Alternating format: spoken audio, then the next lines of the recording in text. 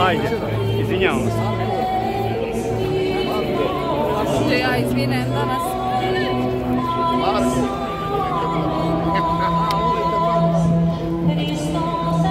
Brate moj dobro.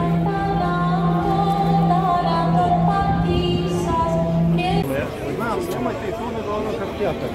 Molim vas, dajte nazad. Ja da se znamo, ali poslušajte. Ajmo samo nazad.